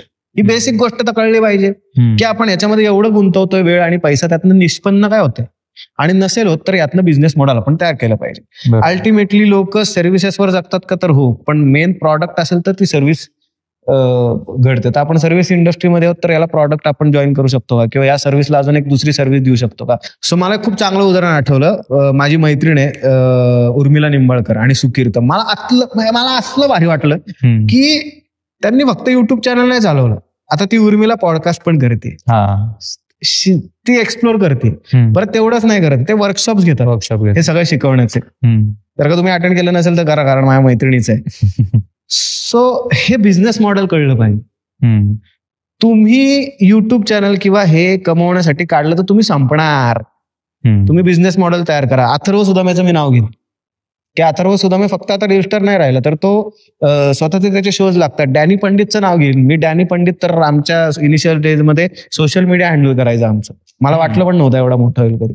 EC एकच छावा आमचा, तो आमचा पहिला एडिटर, माझ्या आयुष्यातला पहिला एडिटर. ही सगळी पोरं आमच्यासोबत काम करत होते, आता मोठी झाली आहे. पण मला प्रचंड आवडतं जेव्हा डॅनी पंडित फक्त एक रील स्टार नाही राहत तर तो स्वतःचा शो काढतो, तेव्हा मजा येते. किंवा आमचा आता जीवन कदम जो इनिशियल डेज मध्ये आमच्या सोबत होता, अजून पण माझ्यासोबत माझा चांगला मित्र आहे JKV. सो त्यांनी सुद्धा असंच मॉडेल रन केलं. सो बिझनेस मॉडेलकडे बघा त्या, नाही तर मग संपाल, मग अवघड होईल. कारण की तुम्ही ना सगळं जॉब वगैरे सगळं सोडून येता आणि मग एका लेवलला लक्षात येतं की अरे माझी नाही येते स्ट्रेंथ, मी नाही आवडते लोकांना, कधीतरी बघितलं पाहिजे. माझी स्ट्रेंथ ही नाहीये, मग एडिटिंग असू शकते. मग एडिटिंगच करायचं, मी इथं कशाला करू, मी इतका स्वतःला प्रगल्भ करीन की मी राजामौलीकडे एडिटिंग करेन. सो हा विषय. आणि कोणी फसून स्वतःला घेऊ नये, हा मला वाटतं याचा मेन जर्क आहे. जे मी आयुष्यात केलं मित्रांनो, कधीच करू नका. मैत्रीत व्यवहार करायला जाऊ नका आणि व्यवहारात मैत्री आणू नका. सोपी गोष्ट सांगतो, नाहीतर तुम्हाला कळणार नाही ज्याला तुम्ही कांद्यावर घेतलंय. ॲज आय सेड की तो कधी तुमचा कान खराब करेल, तुम्हाला कळणार पण नाही. आणि तुम्ही दुसऱ्यामुळे रिग्रेट मध्ये जाण्यापेक्षा स्वतःवरती रिस्क घ्या, स्वतःवर विश्वास ठेवा. कारण स्वतःवर घेतलेल्या गोष्टींमध्ये ऍटलिस्ट माणूस शक्यता कमी असते रिग्रेटमध्ये जाण्याची. दुसऱ्यांच्या मूर्खपणामुळे, अरे मला आई बाबा म्हणले म्हणून मी हे घेतलं, मग आई बाबाला तुम्ही शिव्या घालणार. मग अरे माझी बहीण मला असं म्हणली, मग तुम्ही त्या बहिणीला शिव्या घालणार कारण कुठेच पोचलं नाहीत. मग मित्र म्हणला, मित्रांनी कॉमर्स घेतलं म्हणून मी घेतलं. भाई तू तेरे लिए जान भी हाजीर आहे. आणि आता माझ्या आयुष्यात काहीच होत नाही. का दुसऱ्यांना नावं ठेवायची? मी स्वतःलाच नावं ठेवली पाहिजेत, कारण चुकलो मी होतो. आणि आज जेव्हा मी मागे वळून बघतो, जेव्हा मी स्वतःचा पॉडकट्टा सुरू करतो, तेव्हा काही अशी लोक आहेत जी माझ्या फोनवर येतात. याचं कारण आहे एकमेकांवरचं प्रेम, याला म्हणतात सोबत. सो त्या लोकांना मी सोबत ठेवेन. पण आता खांद्यावर बसवायचं का, तर नाही. सो जे एक खूप चांगलं उदाहरण आहे की कोणाकडे असंही बघू नका, असंही बघू नका, सरळ बघा. तुम्ही कोणालाही खांद्यावर घेतलं तर तुम्हाला असं बघायला लागेल. आणि मग त्याच्याकडे इन्फानाईट पॉवर येते. आपल्या एनर्जी सकट त्याची एनर्जी तो वापरून घेतो, किंवा आपली एनर्जी दुसरी इतके वापरून घेतात आपल्याला कळत पण नाही. आणि या एनर्जीची काळजी घ्या. ती एनर्जी तुम्हाला निसर्गाने, देवानी, तुमच्या आई वडिलांच्या पुण्याने दिली आहे. तिचा असा अनादर तुम्ही केलात तर दुसरे का नाही करणार? म्हणजे मराठी किडा सुरू करताना असे काय काय चॅलेंजेस तुम्हाला जाणवले? आता 8-9 वर्ष आधी तुम्ही चालू केलेलं चॅनल, त्यावेळेस तर युट्यूब ॲज कोणाला माहित नव्हतं. त्यात तुम्ही कंटेंट चालू केलं, प्लस त्यात मराठी लँग्वेजवर स्पेसिफिकली काम केलं. त्यातच एक मोठी गोष्ट आहे. ऑल्सो तुम्ही रस्त्यावर जाऊन प्रत्येकाचं असं शूट केलं किंवा प्रत्येकाचा क्वेश्चन विचारून तो फॉर्मॅट होता आधी, राईट? तर तसं विचारताना इनिशियली काय चॅलेंजेस जाणवले, किंवा आधी असं वाटलं नाही की बाबा त्यांना कसं डायरेक्ट जाऊन मी विचारू किंवा डायरेक्ट कसं मी बोलू शकतो? नाही, त्याची भीती मला नव्हती. लकीली काय, माझे खूप अशा इनडिरेक्टली ओळखी गावागावांमध्ये, कोणाची गप्पा मार, लहान मोठ्यांपासून पोरांपासून थोरांपर्यंत कोणाशी गप्पा मार, असं माझा स्वभाव होता. त्यामुळे मला कधी शूट करण्याची भीती नाही वाटली. तो आता अरे मी सांगतोय काय, बुधवार पेठेत जाऊन त्या बायकांना विचारायचं की एका माणसाचे किती पैसे घेतात, राईट? तू बुधवार पेठेत पण शूट केला होता. हा, ते पण रिस्पेक्टफुली. आणि त्यांचा रिस्पेक्ट आहे, आयुष्यभर राहणार. मुस्लिमांना जाऊन विचारणं, लव जिहादचे किती पैसे घेतात, आमच्या हिंदू पोरी पळवता का तुम्ही, असं का वागता? हे मुस्लिमांना विचारलंय मी. मला त्याची भीती कधीच नव्हती. मुद्दा असा आहे की मी स्वतःचं चॅनल काढलं असतं ना तर बरं झालं असतं. पण विषय असा आहे की मी कोणीतरी माझ्या खांद्यावर बंदूक ठेवली आणि मी ते सगळं केलं. सो तू जे म्हणतोय ना, इनिशियल डेटला मला याची कधीच भीती नव्हती, कारण माझ्याकडे ते होतच ना, म्हणून तर कोणीतरी वापर केला. मी नाही वापर करू शकलो माझ्या स्ट्रेंथचा. मला नव्हतं माहिती मी कोणाला पण बोलू शकतो. मी पुण्यातल्या सदाशिव पेठेत जन्मलेला माणूस आहे. माझं अर्ध आयुष्य पेठांमध्ये, आणि सगळ्यात महत्वाचं माझं टीन एज पुण्यातल्या महात्मा फुले मंडईत गेले, जिथं जगातलं सगळं नॉलेज तुम्हाला मिळतं. कोणाला घाबरू मी? तिथली लोक तुम्ही येऊन बघा. एका बाजूला मी जिथे राहतो, एका बाजूला सदाशिव पेठ, एका दुसऱ्या बाजूला बुधवार पेठ, समोर दगडूशेठ गणपती. एवढं सगळं असताना तुम्हाला सगळ्याचं नॉलेज मिळतं. तुम्हाला सगळ्या प्रकारची हुशारातली हुशार लोक सदाशिव पेठेत मिळतील. थोडं पुढे आलात, थोडं शुक्रवार पेठेत घुसलात की वात्रटातली वात्रट लोक मिळतील, भेटतील. आणि जर का असं आहे तर मग ती भीती माझी आधीच गेली. बरोबर, मी भावे हायस्कूलमध्ये शिकलोय, जिथे शिकत नंतर मार खात आधी मोठे झालो. सो ज्या शाळेत तुम्ही शिकत नंतर आणि मार खात आधी मोठे होता, तिथे तुम्हाला भीतीच संपून जाते. अरे तुला काय माहिती, तू काय कसली भीती वाटायची तुला? तू आता मराठी शाळेत होतास का नाही मला माहित नाही, पण मराठी शाळा, त्यात पण मुलांची, त्यात पण भावे हायस्कूल, सदाशिव पेठेतली शाळा, अशा शाळेमध्ये जेव्हा तुम्ही शिकता तर तुला माहितीये पोरं कतली डेंजर असतात. म्हणजे अशी पडी वगैरे घेतात रे. आता मी खूप सोफिस्टिकेटेड लोकांमध्ये राहतो, त्यामुळे मला असं वाटतं की बाबा हे पण एक जग असतं. पण मी अशा जगातनं आलोय बाहेर, त्यामुळे भीती संपलीये. मुद्दा फक्त आहे की या इनिशियल स्टेजमध्ये जेव्हा शूट करायचं होतं तेव्हा माझ्याकडे कॅमेरा सेन्स नव्हता, कसे व्हिडिओ चालतात हे माहित नव्हतं. ते माझ्या पार्टनरमुळे मला कळलं. सो टच वूड, मला असा पार्टनर पण मिळाला की ज्याच्यामुळे मला शिकायला मिळालं. सो दोन्ही नाण्याच्या दोन्ही बाजू असतात, चांगली वाईट. माझी पण असणार आहे, सगळ्यांची असणार आहे. तर ती गोष्ट कदाचित मी कधीच या डिजिटल क्षेत्रात आलो नसतो, ती येण्याची अपॉर्च्युनिटी मला कोणीतरी दिली. आणि त्याचं श्रेय त्याला दिलंच पाहिजे. तो मला म्हणला, प्रशांत मला म्हणला की तू ये, आपण शूट सुरू करू, असं असं तू अँकरिंग कर. त्याच्यामुळे मी आलो. ते हे माहित नव्हतं की का करतोय वगैरे, पण येस मी त्याच्यामुळे आलो. आणि इनिशियल स्टेजला मला काही त्याची भीती नव्हती. कुठलेही विषय आजही तू कुठले माझ्या काही, मी तुला 4-5 विषय सांगेन जे तुला सुचणार पण नाहीत, आणि त्याच्यानंतर मी फक्त सांगत नाही कारण मी कधीतरी पुढे येऊन ते घेईनच. आणि खूप भयंकर कंटेंट तुम्हाला माझा पुढच्या काळात बघायला मिळेल. मी फक्त देवाकडे प्रार्थना करतो की मला किमान असे 3-4 दिवस दे महिन्यातले, की जेव्हा मी माझा कंटेंट करू शकेन. मी देवाकडे सध्या एवढीच प्रार्थना करतो, जे आत्ता नाही मिळत आहे समोर. कारण की कधी कधी मी घरी गेलो तरी काम करत बसतो. सो देवाकडे एवढीच प्रार्थना की मला वेळ देतो. बघाल की जर का तुम्हाला माझं अँकरिंग आणि माझं हे सगळं आवडलं असेल तर आता जो कंटेंट येणार आहे तो बघून हवा टाईट होईल सगळ्यांची, कारण ते कोणी बाहेरच आणलं नाही आतापर्यंत. हिंट देऊ शकाल कशा रिलेटेड असणार आहे काय? हा, ते जरा तुला तेवढ्यासाठी माझा आता सध्या पॉडकास्ट, त्यासाठी तुला सध्या पॉडकट्ट्याला फॉलो करावं लागेल माझ्या चॅनलला. आणि एवढंच सांगतो की इमॅजिन तर नाही करू शकणार कोणी असा कंटेंट आहे. जर का कोणी इमॅजिन केला तर तो कंटेंटच येणार नाही, कारण जो मी कंटेंट आणण्याचा विचार करतोय तो आता सध्या कोणी इमॅजिन करू शकत नाही. आणि हे मी डंके की चोट पर सांगतो. कधी रिलीज होऊ शकतो काय? हा, फेज 1 मध्ये आता तर सध्या काही लोकांशी जस्ट आम्ही इंटरॅक्ट करतोय आणि पॉडकट्टाच करतोय. पण 21 पॉडकट्टा झाल्यावर 22वा व्हिडिओ हा डेंजर असणार आहे. 21 झाल्यावर म्हणजे चालू आहे का शूट सध्या पॉडकट्टाचं? पॉडकट्टाचं शूट चालू आहे, झालेलं आहे. मला 2 दिवस मिळालेले, तो सॅटर्डे संडे पुण्यात मी त्याचं शूट केलं. तिथेही काही विषय असे आहेत जे तुम्हाला इमॅजिन नाही होणार, पण तरी सुद्धा. म्हणजे 1-on-1 असतं का ग्रुपमध्ये असतं जसं फर्स्ट केलं होतं? ग्रुपमध्ये आहेत, काही 1-on-1 आहे, कारण की तो कट्टा आहे ना, तिथे या गप्पा मारा, मजा करा. काही अशी लोक आहेत ज्यांचा विचार केला नसेल तुम्ही की अरे यांच्यासोबत कसं काय गेलं यांनी, हे तर इमॅजिनच नव्हते झाले कधी. अशी लोक येणार आहेत, येडी लोक येणार आहेत, आणि ते तुम्हाला उत्तर देऊन नाही जाणार, प्रश्न सोडून जातील. ते माझा सेटअप लावलेला तो ऍक्च्युअल सेटअप आहे का तो रॅन्डम घेतलेला आहे पॉडकास्टचा? मला तू कुठेही बसव, आता रस्त्यावरच्या दारोड्यासोबत गप्पा मारायला लाव आणि कॅमेराला. जर का त्याचे व्ह्यूज 1 लाखाच्या वर नाही गेले तर नाव बदलेल. सेटअपची गरज नाही. तर असं काय काय केलं, म्हणजे काय असं चेंजेस केले किंवा काय एवढं शिकले तुम्ही? शिकलो ना, अरे ही गोष्ट शिकायचीच नाहीये. तुम्ही मंडळातल्या कट्ट्यावर बसा, शिकायची गरजच नाही. तुमच्याकडे ऑटोमॅटिकली ते गप्पा मारण्याचं स्किल येतं, ऑटोमॅटिकली येतं. तुम्ही जेव्हा 4 लोकांना हिटही करून देता आणि त्याच्यावर टॅकल करायला शिकता झालात तुम्ही, संपला विषय. एखाद्या व्यक्तीला बोलता बोलता त्याच्या गोष्टी ऐकता ऐकता त्याला रडवलं तर तुम्हाला कळेल की तुम्ही कोण आहात. आणि व्होकॅब्युलरी डेव्हलप मोठ्या मोठ्या ठिकाणी क्लासेस घेऊन नाही होत. ते तुम्हाला खरंच पुण्यात, मुंबईत, कोर एरियामध्ये लोकांची गप्पा मारूनच येतं. कारण की आता खूप इंग्लिश क्लासेस आलेत किंवा स्टेज फ्राईट घालवायला म्हणा किंवा कम्युनिकेशन करण्यासाठी वेगवेगळे कोर्सेस आलेत, कम्युनिकेशन मास्टर करण्यासाठी असे भलते कोर्स आलेत. त्याची फीस पण 10,000, 20,000 हजार एवढे आहेत. ते शिकवतात काय, तर बोलायचं कसं? नाही होत असं. बोलणं कसं शिकाल? कारण शैली आहे, तुम्हाला बोलणं नाही लक्षात राहत. शैली, अमिताभ बच्चनची एक शैली आहे, बाळासाहेब ठाकरेंची एक शैली आहे. तुम्ही ठरवून बाळासाहेब ठाकरे नाही होऊ शकत, तुम्ही ठरवून अमिताभ बच्चन सारखं हिंदी शुद्ध नाही बोलू शकत. का माहितीये?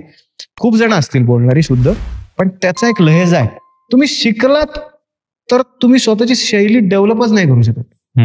माझी जर का थोडीफार, मी काय असं म्हणणार नाही अरे मी बोललो म्हणजे बाई, पण माझी जी काही शैली डेव्हलप झाली आता म्हणतो बघशील बाई, हा विषय जातो माझ्या पुण्यातल्या मित्रांबरोबर कट्ट्यावर बसलेल्या मित्रांमुळे.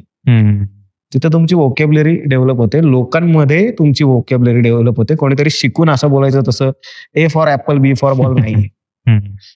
ए for apple, B for ball, C for चमचा हे म्हणणार पटकन आपल्याला स्ट्राईक होतो. अरे कॅट म्हणायला पाहिजे, चमचा म्हणला येडा दिसतोय. ही माझी व्होकॅब्युलरी की मला हे सुचलं. सो प्रत्येकाची वेगळी असते. तुम्ही तेच सांगतोय बरं की तुम्ही या गोष्टी शिकण्याच्या नाहीयेत, अलग लक्षात. सो बेसिकली ना या गोष्टी शिकण्याच्या नाही आहेत, या गोष्टी जगण्याच्या आहेत. तुम्ही 4 लोकात जाणं, मिसळणं.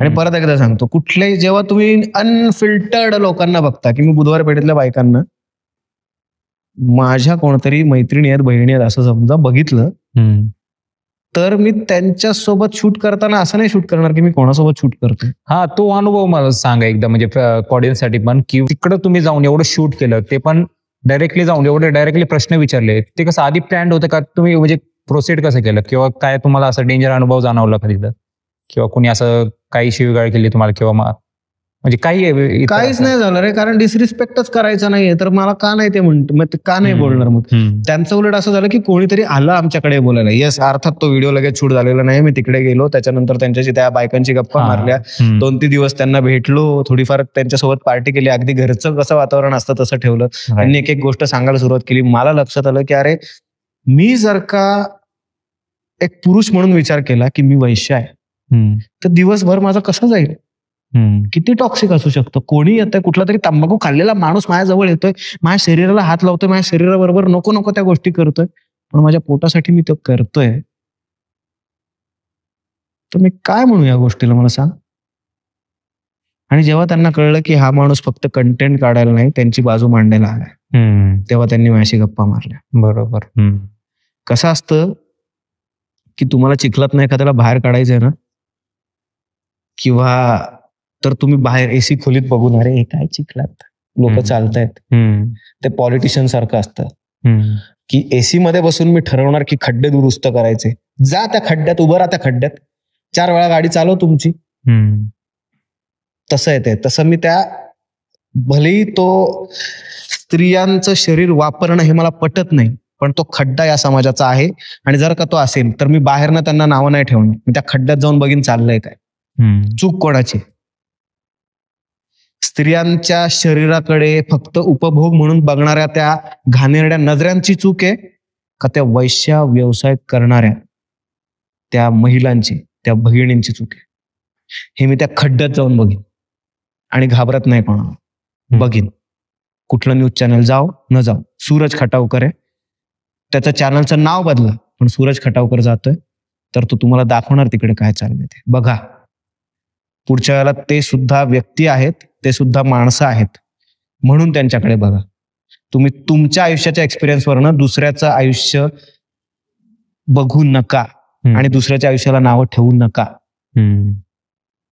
अरे ही वैश्य आहे, ही घाणेरडीच बाई आहे, अरे ही ट्रान्सजेंडर आहे, हे घाणेरडच आहे, हे म्हणणारे तुम्ही कोण? तुम्ही त्यांचं आयुष्य जगलात, तुमच्या आयुष्यात तुम्हाला मिळाल्या गोष्टी त्यांच्या आयुष्यात त्यांना नसतील मिळाले. बरोबर. त्यांच्या फिलिंग्स वेगळ्या होत्या, त्यांना दाबायचं त्यांनी. एखाद्या बाईला पोरग काढून सोडून दिलं जात आहे, त्या बाईला नाही कळत काय करायचं, त्या बाईला फसवून वैश्य केलं जात आहे, त्यांना नाही माहिती काय करायचं. अशा वेळेला तुम्ही त्यांना नावं ठेवून मोकळं होता, पण हा समाज म्हणून सुद्धा ही विकृती नाहीये का की अजून सुद्धा अशा बायकांकडे फक्त शरीर म्हणून बघणारी लोक आहेत, दारू पिऊन जातात त्यांच्याकडे, जिथे आपण देवीची पूजा करतो, लाज वाटते अशा लोकांची. देवीला पूजतो ना आपण, मग एखाद्या बाईच्या अनिच्छेशिवाय फक्त पैसे देऊन तुम्ही तिच्या सोबत वेळ घालवताय, ही समाजाची विकृती नाहीये का? विकृत त्या वैश्या नाहीयेत, विकृत आहे हा समाज, आणि ह्या समाजाचा एक भाग, हे कधीतरी मान्य केलं पाहिजे. विकृत आहे तो समाज जो कोणी पण, उद्या सनी लिओनी जरी असेल ना, तरी घाणघाण कमेंट्स करणं ही तिची नाही, तुमची विकृती आहे. एखादा कंटेंट तुम्हाला आवडला नाही, नक्की त्याला तुम्ही नावं ठेवा, त्याला सांगा की हे चुकतंय, पण who the hell are you त्यांच्या आया बहिणींवरनं जाणं. महाराजांचं नाव घेतो, महाराजांच्या महाराष्ट्रात आपण आया बहिणींवरनं घाणघाण कमेंट करतो. घाणघाण कमेंट आया बहिणींवरनं किती कोणी चुकू दे, तू तुझी पातळी कुठे आणलीस? आज महाराज असते ना तर 90% लोकांचा कडेलोट केला असता, 90% लोकांचा. मी महाराजांचं नाव वापरणार, पण मी रस्त्यावर थुंकणार, मी सगळे नियम मोडणार. महाराजांनी हे शिकवलं, महाराज आले होते. दाखव ना, तू तुझी परंपरा दाखव, संस्कृती दाखव. महाराजांनी कुठे थांबवलंय तुला त्यासाठी? पण हे काय, ही काय विकृती आहे समाजाची? शिकवण विसरून गेले महाराजांचे सगळे. एक्झॅक्टली. विचारा महाराजांचे महत्वाचे इन्सिडेंट्स, विचारा किती पुस्तकं वाचली महाराजांची, विचारा महाराष्ट्राबद्दल किती नॉलेज आहे, आपली परंपरा पूर्वीची काय होती, विचारा ना कधीतरी. आता शिव्या आपल्याकडे दिल्या जातात, कोल्हापुरात शिव्या देणं, घरात शिव्या देणं हे खूप कॉमन आहे.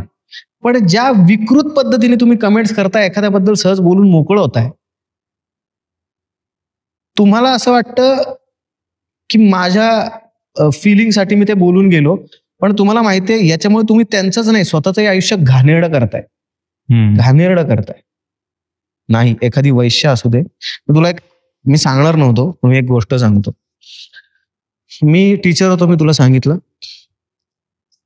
मी माझ्या स्वतःच्या सख्ख्या भावाबद्दल अनुभवलेली गोष्ट सांगतो. माझा सख्खा भाऊ जेव्हा जन्मला ना, तेव्हा मी अख्ख्या आळीला एकत्र केलं होतं. अख्ख्या पूर्ण आळीला एकत्र केलं होतं. जेव्हा तो मोठा होत होता, आई वडिलांना जमत नव्हतं शाळेतनं आणणं. मी जायचो त्याला शाळेत आणायला. माझी शाळा सुटल्यावर मी त्याच्या शाळेत जाऊन त्याला रोज घरी घेऊन यायचो. मला आईने सांगितलं होतं की त्याला घेऊन. मी त्याचं हागणं मुतणं लहानपणी, मोठा भाऊ होतो ना 5 वर्षांनी, हे सगळं लहानपणीच काढलेलं आहे. मला प्रचंड आवडायचं, कारण मला बाळ हवं होतं घरी अजून एक माझ्या सोबतचं. हे सगळं झालं. लोक बघ कसे असतात अगदी घरातली सुद्धा. सगळं झालं. त्याच्यानंतर तो मोठा झाला. त्याला जॉब नव्हता ऍज सच. तो इव्हेंट कंपनी वगैरे मध्ये काही कामं थोडीफार करायचं, जॉब नव्हता. मी माझ्या पोटचा जॉब सोडला, सुशेगातला जॉब. मी स्पोर्ट टीचर होतो म्हणलं तसं, तो जॉब सोडला. तो जॉब त्यांनी घेतला. काही दिवसांनी मी तिकडच्या सरांना भेटलो. तो म्हणला की माझ्या भावामुळे काय मला जॉब मिळाला नाही वगैरे वगैरे वगैरे वगैरे. मी त्याची काही बोललो नाही. म्हणलं ठीक आहे, असेल नसेल तर मला माहित नाही त्यांनी का असं इनडिरेक्टली बदनामी केली वगैरे वगैरे. त्याच्यानंतर एकदा असंच कुठल्या तरी चर्चेमध्ये, थोड्याशा वादामध्ये, घरात तर सगळीकडे थोडीफार भांडण होतं, तो म्हणला की तू बायकोचा बैल आहेस. तुला माहितीये मित्रा, हे वाक्य किती घाणेरडं असतं एका भावासाठी, जेव्हा आपण एवढं सगळं करतो, पोटचा जॉब सोडतो, आणि याच्यानंतर तुम्हाला काय मिळतं की तू बायकोचा बैल आहेस. आणि जर का मी बायकोचा बैल असेल तर मी या जगातल्या प्रत्येक महिलेचा, माझ्या बायकोचा, माझ्या आईचा, त्या वैश्येचा जिने माझ्यासोबत व्हिडिओ केलाय, त्या तृतीयपंथीचा, जेवढ्या सगळ्या महिला आहेत, तर मी फक्त बायकोचा नाही, माझ्या या सगळ्या ओळखीच्या महिलांचा बैल आहे. आणि जर का बायकोचा बैल किंवा कुठल्याही स्त्रीचा बैल असणं कमीपणाचं लक्षण असेल तर मी आहे कमी. आहेत त्या महिला मोठ्या, कारण त्यांनी जे इतक्या वर्षात बघितलंय ते तुम्हाला माहित पण नाहीये. सो मला स्त्रियांचा प्रचंड रिस्पेक्ट होता, आहे आणि राहील. येस, कारण की स्त्री एकमेव आहे जिला मी हक्काने जिच्यावर रागवू शकतो. जेव्हा माझं मन खदखदतं तेव्हा मी पुरुषाकडे जाऊन माझं मन मोकळं नाही होत, स्त्रीकडे जाऊन होतं. सो त्यांच्याकडे ती एक एनर्जी दिली. आणि जर का असं असेल की एवढ्या सगळ्या याच्यानंतर तुम्ही सगळं देऊन, मी म्हणलं ना आपण खांद्यावर बसवतो, लोक कानात मुततात, तुम्हाला माहित नाही किती लोकांना मी खांद्यावर बसवलं आणि माझ्याबरोबर काय घडलंय. जे बोलतील बोलू देत, पण जर का एवढ्या सगळ्या याच्यानंतर मला कोणी बायकोचा, माझ्या आईचा, कोणाचाही बैल म्हणत असेल तर मी या जगातल्या तमाम स्त्रियांचा बैल आहे आणि मी व्हायला तयार आहे, जर का महिलांना रिस्पेक्ट द्यायची असेल तर. आणि आहे मी बैल, काय म्हणणे. आणि माझ्याकडे 2 शिंग आहेत, ती मी अशा ठिकाणी घालीन की तुम्हाला सहन नाही होणार. जे बोलायचं ते बोला. महिलांनो, खूप प्रेम आहे तुमच्या सगळ्यांबद्दल. कारण की जेव्हा आयुष्यात मी एकटा होतो, जेव्हा आयुष्यात मला काही सुधरत नव्हतं, कळत नव्हतं, तेव्हा पुरुष नाही, महिला माझ्यासोबत आली. आता जनरली सगळे इंस्टाग्राम बघितल्यावर लोकांना वाटतं की आपल्याला असं आयुष्य जगायचंय. इंस्टाग्रामवर फिरायला जातो लोक, आपली लाईफ त्यांच्यासोबत कम्पेअर करतात. तर सोशल मीडियाचं खरं ऍक्च्युअल ट्रूथ तू सांगून दे वाटलं आता. खूप मित्र आहेत सोशल मीडियामध्ये माझे, आणि मला हे सांगायला कसं तरी होतंय, पण सांगावं लागेल. सोशल मीडियाचं असं नाही. या कंटेंट क्षेत्रामध्ये काम करणारे अनेक जण, कमीत कमी मी जर का चुकीचा नसेल तर 50% वर एकतर एन्झायटी किंवा डिप्रेशनच्या गोळ्या घेत आहेत. याचं पहिलं कारण आहे की रोजचे अपडाऊन्स नाही सहन होत रे. सगळं चांगलं चांगलं दाखवणं हे त्यांचं कामच आहे. कारण लोकांना आशा वाटते ना की मी पण इन्फ्लुएन्सर होईल. जेव्हा तुम्ही इन्फ्लुएन्सर होता तेव्हा या सगळ्या सोशल मीडियाची काळी बाजू काय माहितीये, रोज तुम्ही प्रसिद्ध होता आणि रोज तुम्हाला कोणतरी नाव ठेवतं. आणि हे रोज करणं हे इतकं टॉक्सिक आहे की सांगू शकत नाही. दुसरी गोष्ट, लोकांना वाटतं खूप पैसा मिळतो, पण याच्यामध्ये खर्च किती होतो ते कोणच फार बोलत नाही. ते एक मेन पॉइंट आहे. सारंग दादा एकदा एका पॉडकास्ट मध्ये म्हणला होता, जेव्हा आम्ही सगळे सोबत पॉडकास्ट करत होतो मित्र म्हणून, तेव्हा सारंग दादाने सांगितलं होतं की येस पैसा मिळतो, पण त्याच्यामध्ये खर्च किती झाला आहे हे माहितीये तुम्हाला. मुंबई सारख्या ठिकाणी आज राहणं, स्वतःचं सगळं बघणं, सारंग दादा सारखी मोठी टीम आहे त्यांची, नो डाऊट. पण तुम्हाला माहिती आहे याचा फायनान्शियल किती लोचे असतात, किती प्रॉब्लेम्स असतात. ROI जसं मी मगाशी म्हणलं की रिटर्न ऑफ इन्व्हेस्टमेंट नाही मिळाली ना तर काहीच हाताला लागत नाही, कंटेंट चालून सुद्धा. अरे कसला भारी हा, याला ब्रँड डील्स येतात. अरे पण 100 इन्फ्लुएन्सर आहेत, ब्रँड्स 10 लोकांकडे येत आहेत. ब्रँड्स पण किती ड्युरेशन साठी येतात ते पण मॅटर. करेक्ट. आणि ते ब्रँड सुद्धा जोपर्यंत तू चलती का नाम गाडी, जोपर्यंत तू चालतोस तुझ्याकडे येत आहेत. म्हणून मी म्हणलं ना, परत परत सांगतो मित्रांनो, माझ्या भावांनो, माझ्या मैत्रिणींनो, माझ्या बहिणींनो, सगळ्यांना मी एकच सांगतो, एक म्हणजे तुम्ही खूप सुशेगात जाता या सगळ्या फील्डमध्ये आणि आफ्टर सम पॉइंट तुम्हाला रिअलाइज होतं की आधीसारखं आपण नाही सस्टेन होते, आधीसारखं आपल्याला नाही कंटेंट सुचत आहे. आपल्याला एक ब्लॉक पॉइंट आलाय जिथे आपल्याला सुचणं बंद झालंय. सगळे क्रिएटर्सचे प्रॉब्लेम, सगळ्या क्रिएटर्सचे प्रॉब्लेम. मोठमोठे चॅनल्स तुम्ही बघा, मिलियन ऑफ व्ह्यूज 1000 मध्ये आलेत. बरोबर. लोकांना वाटतं 2 लाख व्हिडिओ चालला. तू मगाशी मला सांगत होता, तुझ्या पण चॅनल बद्दल आपण डिस्कस करत होतो. आता 2-3 लाख चालले आणि नंतर 1-2 हजार चालतायत रे. बरोबर. अरे युट्यूब, इंस्टाग्राम तुम्हाला वापरून घेतंय, ते पण चलती का नाम गाडी, तुझं चालतंय, तुझं कीवर्ड मध्ये बसतंय, तुला देतात फ्लो मध्ये. तसं नाही चालणार. आपण तर या इंस्टा, फेसबुक आणि युट्यूबला करिअर मानून बसलो रे.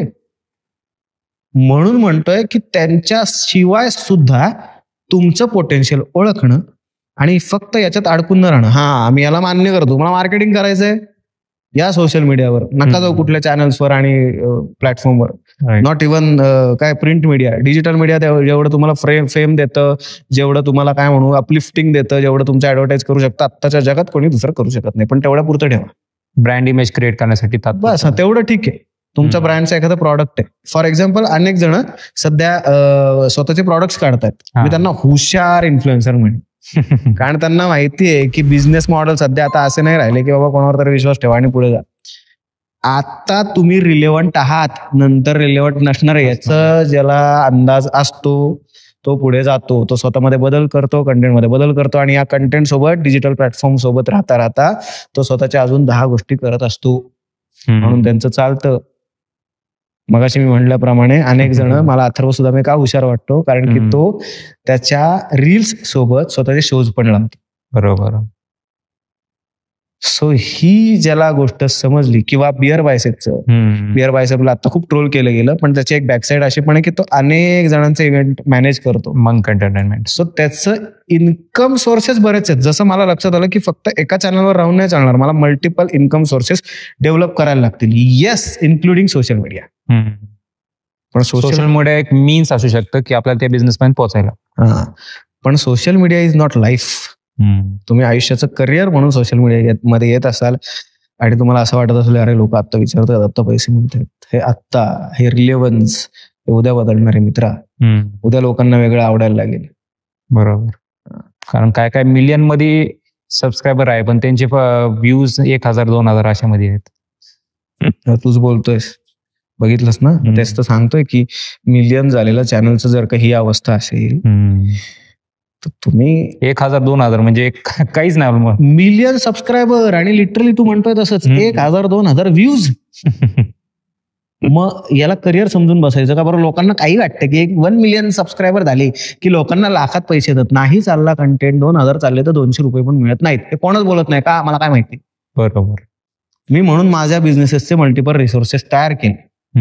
येस, आता मी स्वतःसाठी, मला 4 दिवस जर का देवाने दिले तर 4 दिवस मी स्वतःसाठी कंटेंट बनवणार. हा, पण तो युनिक असणार, यात काही डाऊट नाही, आणि तुम्हाला इमॅजिनेशनच्या पलीकडे देणार, यातही शंका नाही. वाव, खरंच हे एक खूप मोठ्या लोकांना हे कळण्याची गरज आहे. कारण की लोक सोशल मीडिया आता जनरली, आता माझं जसं 100K झालं, लोकांना वाटतं की ऑलमोस्ट याला 2-3 लाख रुपये महिना सुरू झाला असेल, किंवा इंस्टाग्राम पे करत असेल, किंवा ब्रँड्स पे करत असेल. पण ऍक्च्युअल परिस्थिती तुम्हाला आणि मला माहिती नाही. थोडं आता माझं, मी लकीली टचवूड एवढं तर सांगू शकतो की जे काय आहे ते सोशल मीडियामुळे सुरुवात झाली माझी. पण येस, मला सोशल मीडियाचं हे सत्य वेळेत कळलं की बदल गरजेचा आहे. थोडंसं आपण अजून मल्टिपल रिसोर्सेस मध्ये घुसणं आत्ता तात्काळ काळाची गरज आहे. सगळ्यात घाण तर बाबा त्या ह्याच्यात फेमस झालेले रे, ते लॉकडाऊन आणि कोरोनाच्या काळात 100 जणांपैकी 90 जण पसरले रे आता, म्हणजे खालीच बसले प्रॉपर. ते आहे. सो करा तुमचं सोशल मीडिया चॅनल वगैरे, पण तुमचं मल्टिपल रिसोर्स ठेवा मग. कारण की आपला धंदा आपल्या हातातच नाहीये, तो युट्यूब आणि इन्स्टाच्या हातात आहे. So all the best. करा. ठीक आहे, धन्यवाद. तुम्ही आमच्या चॅनलवर आलात, आपली महत्वाची माहिती आम्हाला दिलीत, त्याबद्दल आपले खूप खूप आभार. एवढे दिवस का इनॅक्टिव्ह होतात त्याचं उत्तर तुम्ही दिलं. परत तुम्ही तुमच्या टीमचं कौतुक केलं, इंस्टाग्रामची किंवा सोशल मीडियाची बाजू दाखवली, डार्क साईड दाखवली. परत याच्या व्यतिरिक्त अजून गायडन्स दिले, जसं कोणावर विश्वास ठेवायचा, कोणावर विश्वास नाही ठेवायचं, कोणासोबत कसं काम करावं. येस, ऑल द बेस्ट माझ्यासाठी सुद्धा. जर का कोणाला माझं चुकलं असेल बोलताना वगैरे, तर अर्थात हा माणूस रील काढणार आहे, त्या रीलमध्ये काय माझे क्षमस्व वगैरे टाकणार नाही येतो.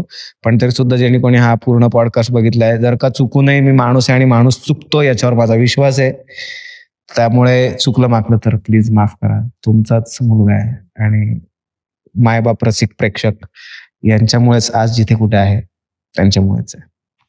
खूप खूप धन्यवाद.